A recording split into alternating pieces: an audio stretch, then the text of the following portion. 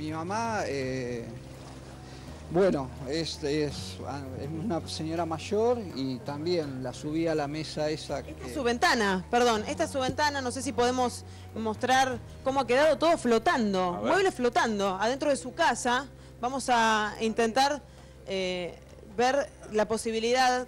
Te reitero, Gustavo, es muy dificultoso, nosotros estamos transmitiendo en vivo, con cables, donde no podemos ver absolutamente nada hacia abajo. Y vemos que la situación se repite con los autos flotando que han quedado ahí en medio de la calle también, Daniel. Ese es el peligro. Por eso... Ese señor estuvo prácticamente desde que se inició y bueno, se tuvo que autoevacuar porque ya le tapaba el auto a la mitad, más de la mitad. ¿Gente usted ha visto que ha quedado atrapada en los coches que pedía auxilio? Sí.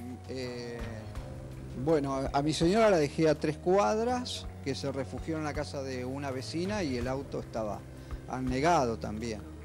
Y acá no he visto, pero el señor que estaba... No se distingue la calle, no se distingue absolutamente dónde está la vereda, dónde está el cordón, dónde está el asfalto. Y nos dicen que esto va a permanecer o va a durar para volver a la normalidad por lo menos un par de días.